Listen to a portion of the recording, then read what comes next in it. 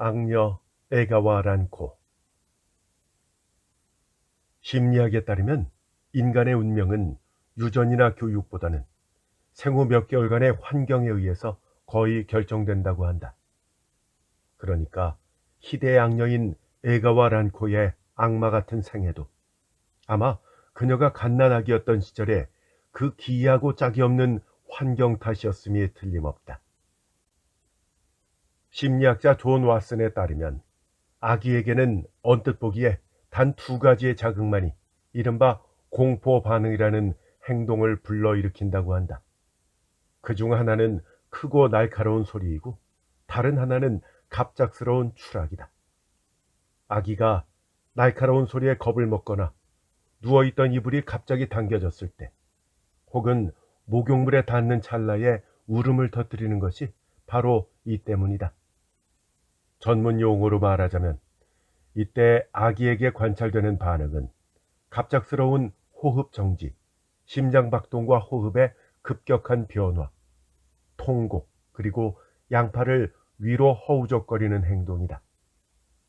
세상의 부모들은, 적어도 어머니들은 육아 본능에 따라서 자기 아이에게 이 두 가지 공포를 주지 않으려 애를 쓴다. 즉, 아기가 곤히 잠들었을 때는 발소리를 죽이고 목욕을 시킬 때는 아기의 몸을 수건으로 감싸서 안심하도록 꼭 껴안아 주는 것이다. 그런데 아기 에가와 란코의 경우는 정반대였다. 반드시 젊은 어머니만의 잘못은 아니었지만 첫 번째 불행은 가족이 사는 집이 너무 높았다는 점이다.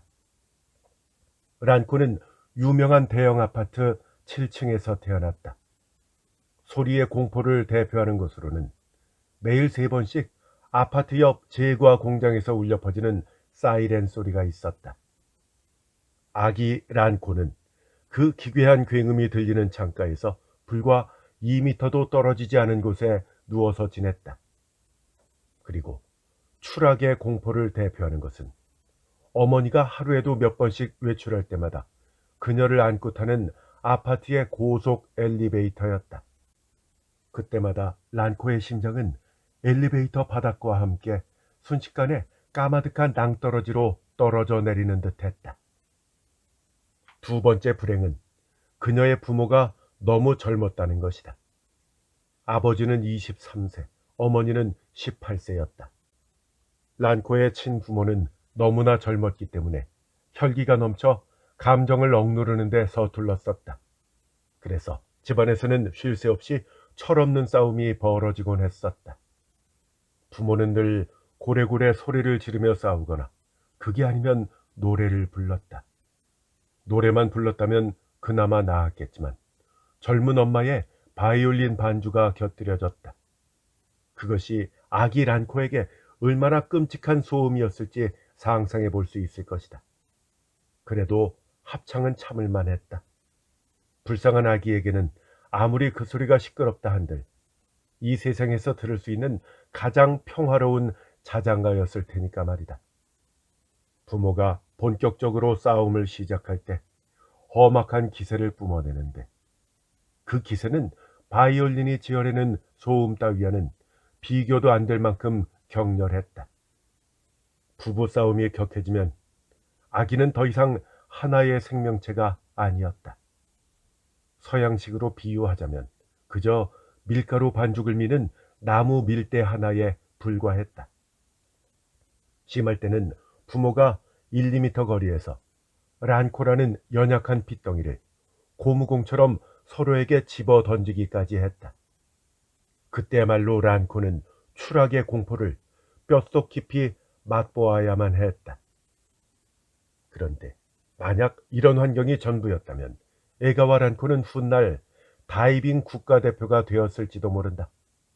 하지만 그녀의 어린 시절 기억 속에는 이 이야기를 흔한 성공 스토리로 끝나지 않게 만드는 꽤나 도끼설인 것들이 섞여 있었다.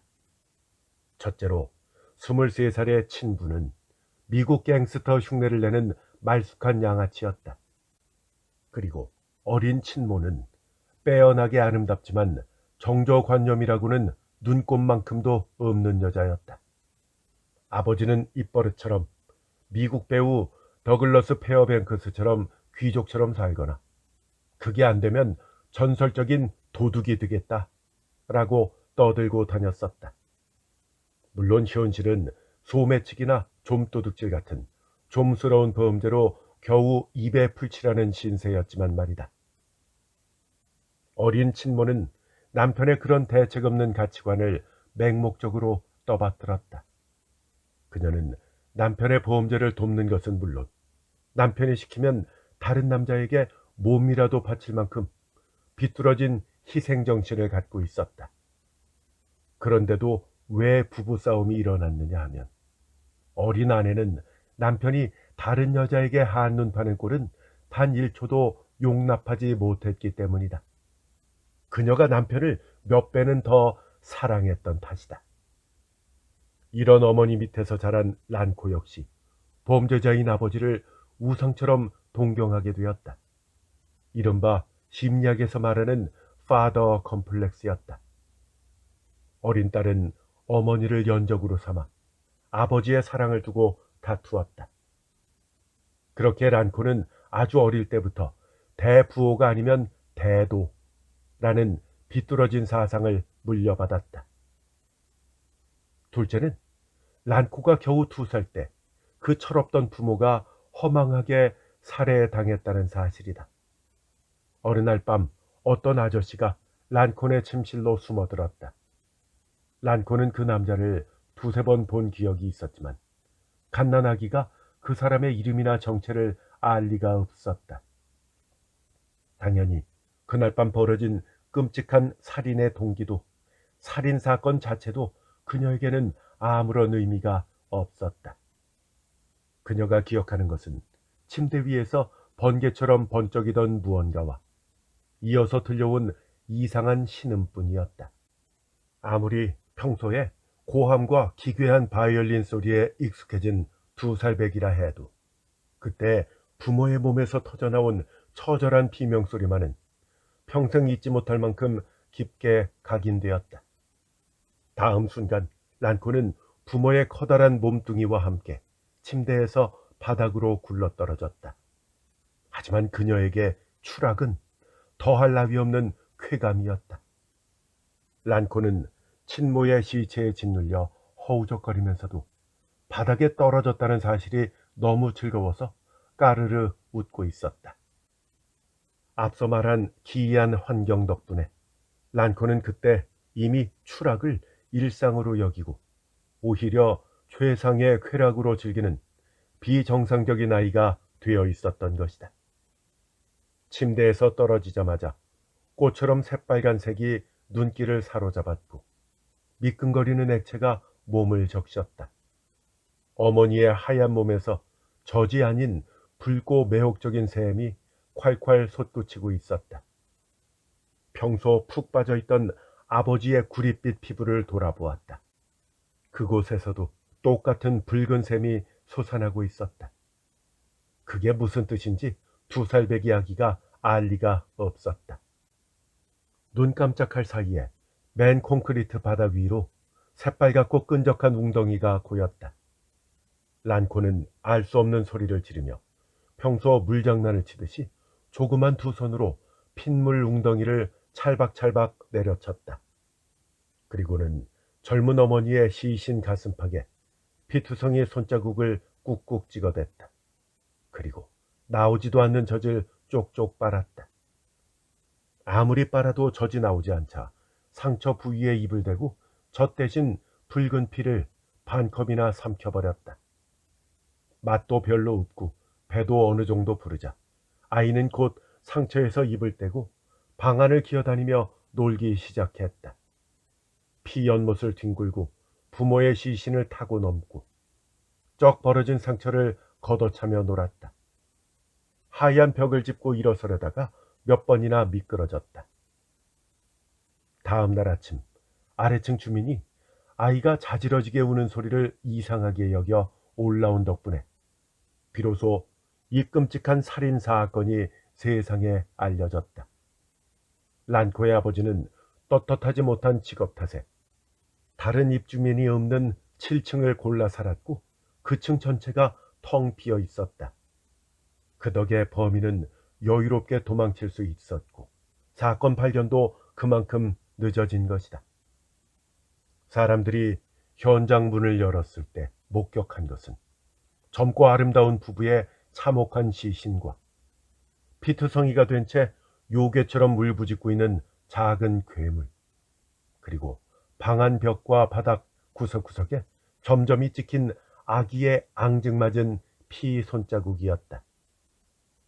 고아가 된 아이는 마침 자식이 없던 아파트 관리인 노부부가 거두어 입양했다. 범인은 끝내 잡히지 않았다.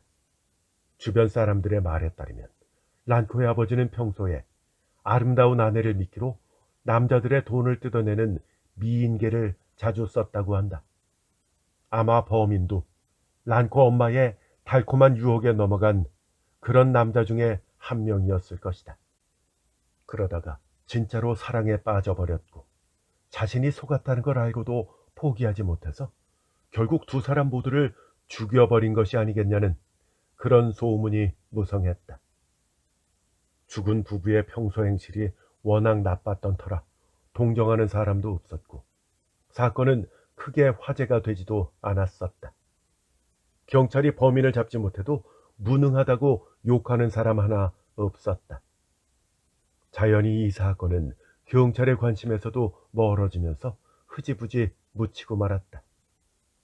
훗날 에가와 란코가 세상의 무관심에 분노해서 스스로 진상을 파헤치고 부모의 복수에 나서지 않는 이상 범인은 영원히 죗값을 치르지 않을 것처럼 보였다. 아파트의 늙은 관리인 에가와 사쿠에이와 부인 오코마 아주머니는 평소 월세를 깐깐하게 받아내서 주민들에게 징글징글한 구두쇠 소리를 들었지만 사실 속정은 깊은 사람들이었다. 고아가 된 란코가 범죄자의 자식이라는 사실 때문에 오히려 더 가엾게 여겨서 친딸처럼 애지중지 키웠다. 이때부터 란코가 에가와라는 성을 쓰기 시작했고 평생 이 이름으로 불렸기 때문에 이 글에서도 편의상 처음부터 에가와 란코라고 부른 것이다. 란코를 거두자마자 부인은 2살배기의 기이한 성향에 소스라치게 놀랐다. 글쎄, 애가 너무 때를 쓰길래 홧김에 뺨을 한 대 쳤거든요. 근데 자지러지게 울던 애가 갑자기 뚝 그치더니 까르르 웃는 게 아니겠어요? 정말 소름 끼칠 정도로 묘한 아이예요. 이상한 일이었지만 사실이었다. 부인은 란코를 달래는 특별한 방법을 터득해야 했다. 무릎에 앉혀 흔들어 주거나 업어 주거나 자장가를 불러주는 흔한 육아법은 전혀 통하지 않았다. 오히려 이 작은 괴물의 심기만 거스를 뿐이었다. 자장가 대신 깜짝 놀랄 만한 소음이, 다정한 스킨십 대신 매질이 직방이었다.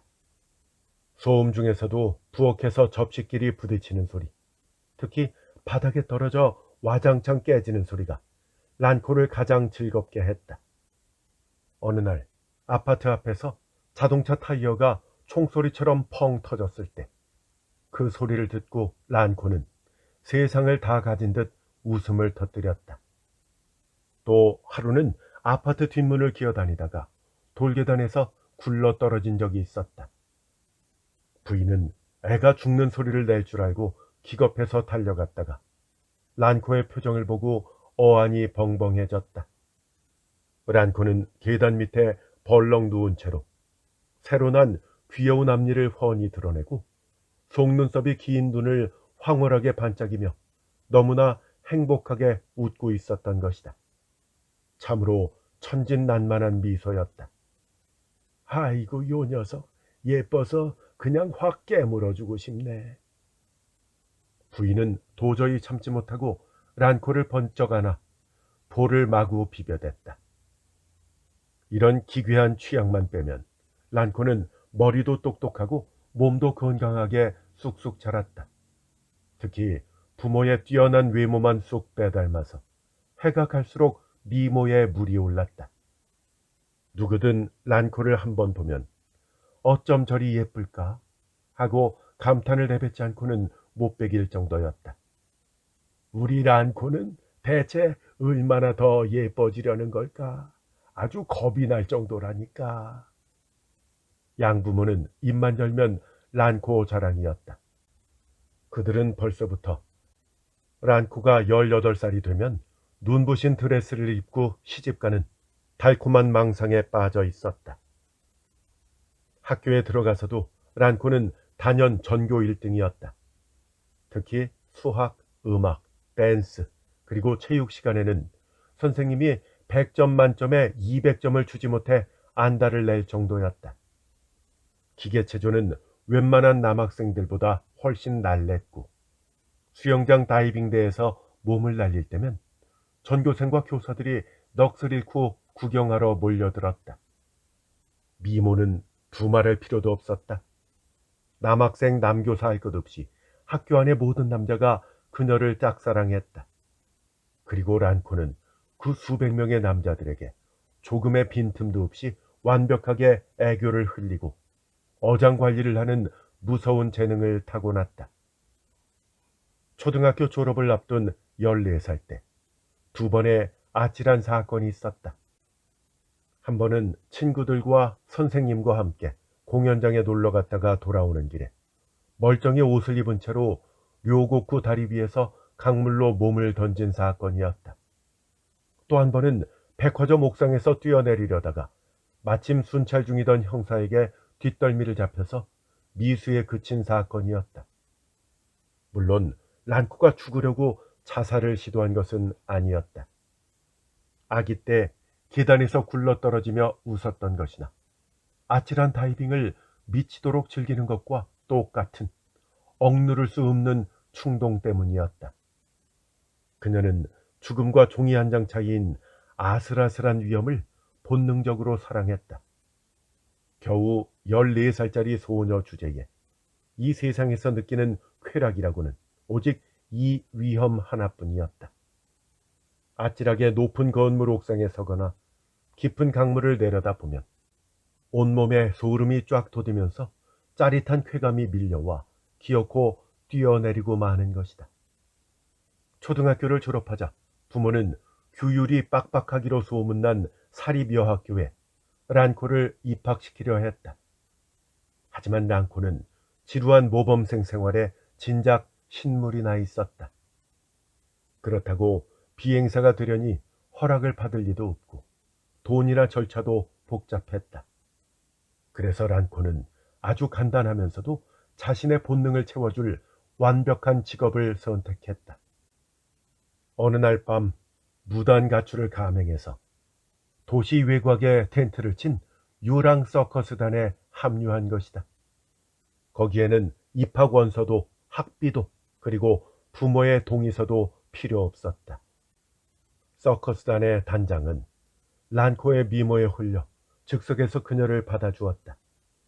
고개 같은 것은 못해도 얼굴 마담으로 충분하다고 생각했지만 란코가 제발 공중 고개를 시켜달라고 조르는 바람에 관객이 다 빠져나간 뒤 빈 부대에서 공중 그네에 올려보았다. 처음 두세 번은 타이밍을 잘 못 맞춰서 아래 그물망으로 떨어졌지만 란코는 단 하루 만에 수십 미터 상공에서 그네와 그네 사이를 자유자재로 날아다니는 고개를 완벽하게 마스터해버렸다. 다음 공연부터 란코는 단숨에 서커스단의 간판 스타로 무대에 섰다. 그녀의 공중묘기는 눈 깜짝할 사이에 폭발적인 인기를 끌었다. 란코는 수십 년 경력의 선배들보다 훨씬 더 대담하고 미친 듯이 허공을 날아다녔다. 급기야 나중에는 스릴이 부족하다며 바닥에 깔린 안전 그물망마저 치워달라고 요구할 정도였다.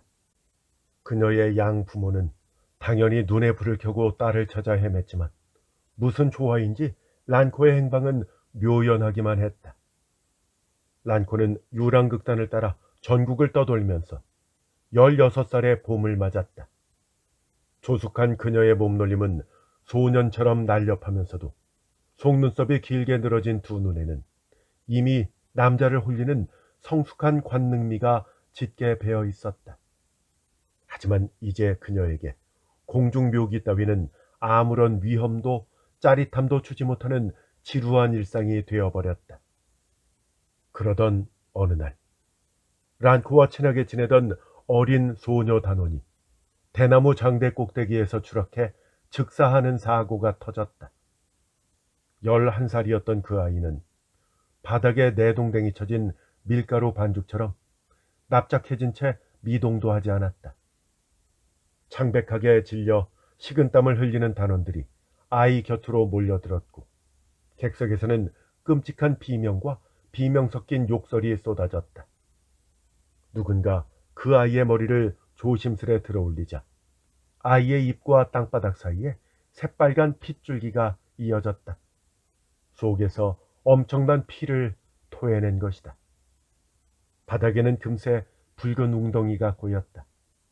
그런데 란코는 그 피를 보는 순간 2년 전 다리 위나 백화점 옥상에서 아득한 바닥을 내려다 보았을 때와 똑같은 오싹한 전율을 느꼈다. 무섭기도 했지만 동시에 박살난 시신과 흘러내리는 붉은 피에서 숨이 막힐 듯한 짜릿한 매력을 느꼈다. 아니, 어쩌면 자신이 아기였을 때 참혹하게 죽은 부모의 시신 사이에서 핏물을 철벅거리며 까르르 웃었던 그 기괴한 기억이 무의식 속에 남아있다가 이 비슷한 광경을 보고 묘한 흥분을 불러일으켰는지도 모른다. 하지만 육체는 다 자랐을지언정 16살 소녀였던 란코는 아직 살인이나 범죄의 진짜 매력을 깨달을 만큼 악에 성숙하지는 않았었다. 방금 느낀 이 짜릿함이 얼마나 독하고 위험한 쾌락인지 명확히 알지 못했던 것이다. 그녀는 그저 사람의 피는 어쩜 저렇게 아름다울까 생각하며 넋을 잃고 죽은 소녀의 새하얀 시신을 바라보고 있을 뿐이었다. 게다가 어린 시절 부모의 참혹한 죽음에 대해서 양부모가 철저히 비밀에 붙였기 때문에 가끔 악몽을 꿀 때마다 귓가를 맴돌던 그 소름 끼치는 비명소리가 대체 무엇이었는지 그녀 자신도 잘 모르고 있었다. 그러나 눈앞에서 죽은 동료의 피를 보면서 무의식은 춤을 추었을지언정 이성은 별다른 죄책감이나 심각성을 느끼지 못했다. 그로부터 얼마 지나지 않아 대도시 공연 중에 드디어 올 것이 오고야 말았다.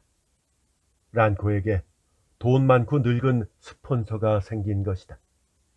돼지처럼 뒤룩뒤룩 살찐 늙은 부자의 탐욕스러운 손길이 란코의 몸과 마음에 어떤 급격한 변화를 가져왔는지는 짐작하기 어렵지 않다. 이 노인이야말로 란코가 희대의 악녀로 폭주하게 만드는 인생의 선로를 바꿔놓은 기폭제였던 것이다. 늙은 스폰서 토야다 사다스케의 손에 이끌려 고급스러운 양식 별장에 발을 들일 때까지만 해도 란코는 그저 이 돼지 같은 영감 앞에서 자신의 주특기인 고개나 몇 번 보여주면 끝날 줄 알았다. 제가 뭐 재밌는 거 하나 보여드릴까요? 발코니에 나선 란코는 정원에 솟은 까마득한 나무를 올려다보면서 천진난만하게 물었다. 아직 그녀에겐 저런 나무 꼭대기까지 원숭이처럼 기어 올라가 보고 싶은 야생적인 충동이 남아 있었다. 고기에 말이냐? 그것도 좋지. 하지만 벌써 해가 지지 않냐. 그러니까 일단 방으로 들어가서 맛있는 것부터 먹자. 응? 노인은 느끼한 미소를 한껏 흘리며 그녀를 방 안으로 이끌었다. 주방장이 화려한 요리와 독한 술을 내왔다. 노인이 쉴 새 없이 잔을 권하는 바람에 란코는 금세 얼굴이 새빨개지도록 취해버렸다. 사실 그녀는 이미 술맛을 알고 있었고 취하는 기분을 꽤나 좋아했다. 방 안이 핑핑 돌고 귓가에서는 왁자지껄한 밴드 음악이 환청처럼 울리는 와중에 무언가 끈적하고 묵직한 것이 란코의 목덜미를 훅 덮쳐왔다. 그것이 지방덩어리 같은 노인의 털투성이 팔뚝이라는 걸 깨닫는 순간 란코의 가슴 속에서 억누를 수 없는 호기심이 솟구쳤다. 내심 두려워하면서도 한편으로는 미치도록 기다려왔던 그 순간이 마침내 찾아온 것이다. 게다가 상대가 세상에서 제일 혐오스러운 돼지 영감이라는 사실이 오히려 그녀를 더 짜릿하게 만들었다. 남몰래 숨어서 즐기는 이토록 역겹고 타락한 변태적인 쾌감. 영감님, 나 지금 기분 너무 좋아. 란코는 노인의 품에 기댄 채 뒤로 팔을 뻗어서 그의 번쩍 이른 대머리를 찰싹찰싹 때리며 사르르 녹아내릴 듯한 눈웃음을 쳤다. 욕정으로 눈이 뒤집힌 늙은 돼지는 흥분한 나머지 얼굴이 새파랗게 질린 채 아무 말 없이 미끌거리는 입술로 그녀의 입술을 짓눌렀다. 이윽고 란코는 자신의 치아 사이로 물컹한 고깃덩어리 같은 입술이 파고드는 것을 느꼈다. 그 구역질 나는 감각이 소름 끼치도록 황홀했다. 오한이 일어서 란코는 자기도 모르게 이를 꽉 깨물어 버렸다. 아야. 노인은 비명을 지르며 펄쩍 뛰어올랐다. 피가 줄줄 흐르는 갈색 돼지의 입술을 보면서 란코는 까르르 웃음을 터뜨렸다. 영감님, 우리 춤출까? 아니면 노래 한 곡 뽑아볼까? 란코는 입고 있던 겉옷을 훌렁 벗어던지고 방 한가운데로 뛰어갔다. 그리고는 전설적인 댄서 조세핀 베이커의 파격적인 춤을 추기 시작했다. 흑인 댄서의 야성적인 춤을 고귀할 정도로 새하얀 피부의 소녀가 춤을 추고 있는 꼴. 그 기괴한 부조화가 노인을 완전히 미쳐버리게 만들었다. 그는 피를 뚝뚝 흘리는 입을 해벌쭉 벌린 채 30년 전의 유행가를 미친 듯이 고래고래 부르기 시작했다. 서커스 단장이 돈을 받고 란코를 완전히 넘겨버린 탓에 그녀는 당분간 이 노인과 동거할 수밖에 없었다. 함께 지내다 보니까 노인의 정체가 속속 드러났다. 그는 셀 수 없을 만큼 엄청난 재산을 굴리는 은퇴한 회장이었다. 그리고 그의 아들은 오사카에서 제일 가는 대형 제약회사의 사장이었다. 노인은 옷이든 보석이든 란코가 손가락으로 가리키는 건 모조리 다 사다 바쳤다. 란코는 가장 비싸고 화려한 신상 드레스를 휘날리며 고배 번화가를 거드름 피우며 산책하는 취미가 생겼다. 얼마 후 란코는 단골 찻집에서 아담스 시로라는 23살의 혼혈 청년과 눈이 맞았다. 시로의 베일 듯한 오뚝한 코와 속을 알 수 없는 짙은 푸른 눈, 콧잔등에 흩뿌려진 주근깨가 란코의 묘한 취향을 자극했다. 얼마 안 가서 시로는 란코와 노인이 동거하는 별장까지 버젓이 드나들게 되었다. 너 저 할아버지의 친딸이야?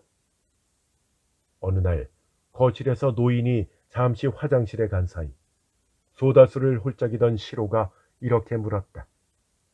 그는 길거리 양아치 특유의 건들거리는 말투였다. 딸? 아닌데. 나 저 영감 스폰 받는 애인이야. 왜? 그 소리 들으니까 나랑 놀기 싫어졌니? 놀기야 놀겠지만 너 저런 징그러운 돼지 영감이 진짜 좋냐? 뭐 싫진 않아. 근데 너만큼 좋지는 않지. 말은 잘하네. 난 저 영감처럼 뜯어먹을 돈도 없단 말이야. 그래? 그럼 증거를 보여줄까? 내가 널 더 좋아한다는 증거. 그게 뭔데? 시로가 미심쩍은 표정으로 심드렁하게 대답했다. 란코는 테이블 위에 유리잔 3개를 나란히 놓고 소다수를 따랐다. 그러고는 품속에서 작게 접은 종이 하나를 꺼내 시로에게 내밀었다. 이 잔들 중에 아무데나 그 약을 털어넣고 잘 저. 시로는 종이를 펼쳐 하얀 가루를 손가락으로 살짝 찍어 맛보더니 확 미간을 찌푸렸다. 진장 엄청 쓰네. 그래, 엄청 써. 이거 누구 먹이려고 그래? 누구긴 저 영감님이지. 시로는 장난스럽게 과장된 표정을 지었지만 사실 속으로는 잔뜩 쫄아서 약을 쥔 손을 바들바들 떨고 있었다. 빨리 안 해? 영감님 화장실에서 나온단 말이야. 야, 그만해. 이딴 장난쳐서 뭐하게. 왜? 쫄았냐? 너 쫄았구나. 란코는 머뭇거리는 시로의 손을 억지로 끌어당겨서 유리잔 위에서 종이를 탁탁 털었다. 하얀 가루가 소다수 위로 떨어지더니 거품을 내면서 바닥으로 스르르 가라앉았다. 아이고, 우리 란코, 뭘 그렇게 열심히 젓고 있냐? 기분 좋게 돌아온 노인이 물었다. 영감님이 드실 소다수예요. 맛있게 드시라고 달달하게 저어드리고 있었어요. 자, 우리 다 함께 건배해요. 노인과 시로 그리고 란코가 각자 잔을 하나씩 집어들었다. 근데 영감님, 내가 미리 경고하는데요. 그 잔 안에 독약이 들었어요. 방금 내가 탔거든요. 그치, 시로? 시로는 공포에 질린 표정을 들키지 않으려고 안면 근육에 쥐가 날 정도로 버티고 있었다. 네가 독약을 탔다고? 이 늙은이를 독살하고 지금 여기 있는 시로군이랑 야반도주라도 할 셈이냐? 노인은 16살짜리 맹랑한 꼬맹이와 애송이 혼혈 녀석의 귀여운 장난쯤으로 치부하고 콧방귀를 뀌었다. 그 시로군, 란코가 저렇게 협박을 하는데 이 잔을 마셔야 돼, 말아야 돼? 노인은 징그러운 지방덩어리 팔로 시로의 마른 어깨를 덥석 감싸쥐고는 끈적하게 어루만졌다. 결국 노인은 자신이 쥔 소다수를 짐승처럼 꿀떡꿀떡 목을 울리며 단숨에 비워버렸다. 자, 란코, 이 분위기도 좋은데 한바탕 춤이나 좀 춰봐라. 에? 노인은 시로의 어깨를 꽉 껴안은 채 소파에 푹 기대앉아 란코에게 춤을 요구했다. 춤? 당연하지. 란코는 신이 나서 축음기를 틀고 보란듯이 겉옷을 확 벗어던진 뒤 끈적한 재즈 선율에 맞춰서 광란의 춤을 추기 시작했다. 노인도 기분이 달아올라서 걸걸한 목소리로 알아들을 수 없는 노래를 악을 쓰며 불렀다.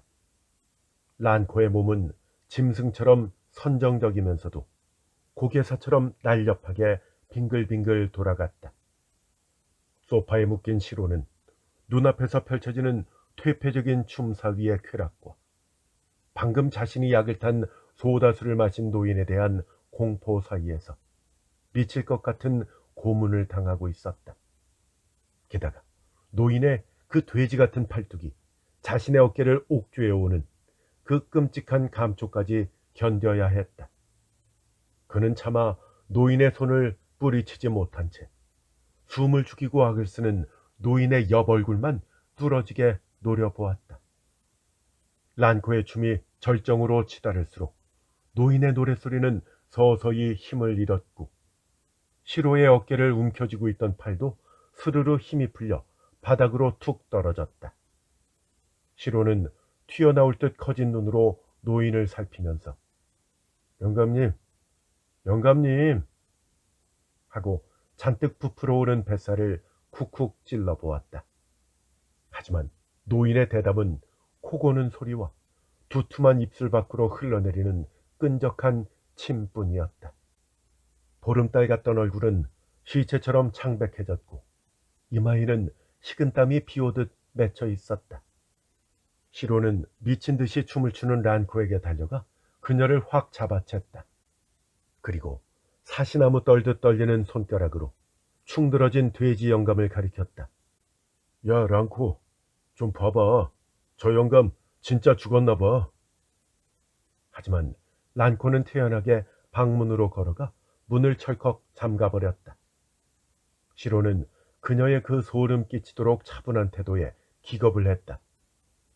야, 랑코, 너 지금 제정신이야? 이제 어떡할 거냐고. 어떡하긴. 자, 이제 귀찮은 방해꾼도 뻗었으니까 우리끼리 밤새 잘 놀아보자.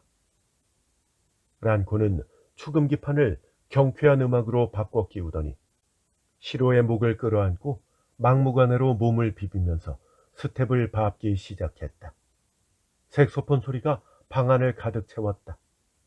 시로도 극도의 공포와 흥분이 뒤섞인 감정에 완전히 이성을 잃고 란코와 엉겨붙어 미친 듯이 몸을 흔들어댔다. 아, 그래, 재밌는 거 생각났다. 란코가 시로를 휙 밀쳐내더니 소파로 달려가서 충들어진 돼지 영감의 푹신한 몸뚱이를 바닥으로 질질 끌어내려 길게 눕혔다. 그러고는 산처럼 솟아오른 뱃살 위로 훌쩍 올라타서 엉덩이를 통통 튕기며 시로에게 손짓을 했다. 시로는 이게 미친 짓인 줄을 알면서도 온몸에 털이 쭈뼛서는 쾌감과 흥분에 취해 비틀거리면서 노인의 배 위에 나란히 걸터앉았다. 두 사람이 시체의 배 위에 앉아 음악에 맞춰 다리를 흔들 때마다 뱃속에 찬 불이 출렁출렁 요동을 쳤다. 근데 시로, 너 이 영감탱이가 진짜로 죽은 줄 알았어? 란코가 시로의 옆구리를 쿡 찌르며 키득키득 웃었다. 그거 수면제야, 수면제. 영감이 맨날 먹는 아달린 가루약 있지? 그거 평소보다 아주 조금 더 탄 거야. 자, 저기 봐봐. 벌써 눈을 뜰락말락 하잖아.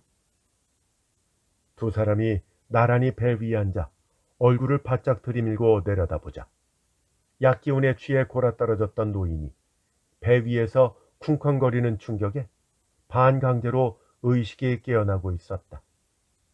노인은 초점 없는 흐리멍텅한 눈을 반쯤 뜬 채 배 위에 올라탄 두 사람을 멍하니 올려다보았다. 어머나, 웃고 있네. 이 영감탱이 우리한테 이렇게 능욕당하는 게 진짜로 좋은가 보네. 그건 농담이 아니었다.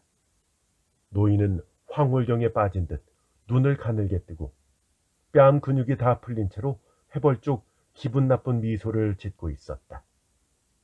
그 기이한 미소를 보자 시로는 등골이 서늘해져서 벌떡 일어났다. 야, 시로, 너 왜 일어나? 죽어가는 게 아니라 기분 좋은 변태 꿈이라도 꾸나보지. 괜찮아. 그러니까 다시 앉아. 란코가 말렸지만 시로는 영감이 진짜로 정신을 차리기 전에 당장 이 집에서 나가야 되겠다며 도망치듯 문으로 향했다. 그래? 그럼 그냥 가든가. 현관까지 따라 나온 란코가 얼음장처럼 차갑게 쏘아붙였다. 근데 어쩌지? 난 너보다 저 돼지 영감이 조금 더 나은 것 같은데? 넌 핏줄만 혼혈이지 배알도 없는 쫄보 새끼잖아. 이날 밤의 사건 이후 란코의 내면에서는 또 한 번 소름 끼치는 진화가 일어났다. 그녀는 비로소 성의 눈을 떴고 이와 동시에 악의 쾌락에도 눈을 번쩍 떴다. 어릴 적 그토록 집착했던 추락의 공포도 제 아무리 높은 곳에서 뛰어내린들 반복하다 보면 시시해지기 마련이다. 목숨을 건 고개 비행도 더 이상 스리를 주지 못해서 이 세상에 재미가 있는 건 다 끝난 줄로만 알았다. 그때 나타난 것이 이 늙고 역겨운 부자 스폰서였다. 란코는 인간의 타락한 정사 역시 고공고개 못지않게 심장을 터질 듯 뛰게 만드는 쾌락이라는 것을 깨달았다. 하지만 그것보다 더 란코를 미치게 만든 것은 시로와 벌인 그 살인 유희와 밀회가 안겨준 마약 같은 쾌감이었다. 소다숫잔에 독약을 탄다고 속이며 수면제 가루를 털어넣을 때의 그 짜릿한 배덕감. 속은 줄도 모르고 그것을 들이켜는 늙은 돼지를 지켜볼 때 온몸에 흐르던 아찔한 전율. 약에 취해 뻗어버린 노인의 몸뚱이 위에서 젊은 남자와 질펀하게 뒹구는 그 은밀한 정복감. 그 모든 것들은 그 어떤 목숨 건 공중 묘기보다도 그녀의 피를 미친 듯이 끓어오르게 만들었다. 아, 세상에 이렇게 재밌고 짜릿한 짓이 있었다니. 란코는 이제 악의 쾌락에 완전히 미쳐버렸다. 하지만 잊어서는 안 된다. 그녀는 아직 창창한 16살 소녀에 불과했다. 앞으로 나이를 먹어가며 그녀의 가슴속에 피어날 악의 꽃은 대체 얼마나 치명적이고 매혹적일까. 어른이 되어서는 어떤 무시무시한 요부가 되고 늙어서는 또 어떤 피도 눈물도 없는 마녀가 될 것인가. 그녀가 저지를 첫 번째 진짜 살인은 과연 누구를 향할 것인가. 그리고 이 미치광이 여자 악마를 막아서서 싸우고 대항할 자는 과연 존재하기는 할까?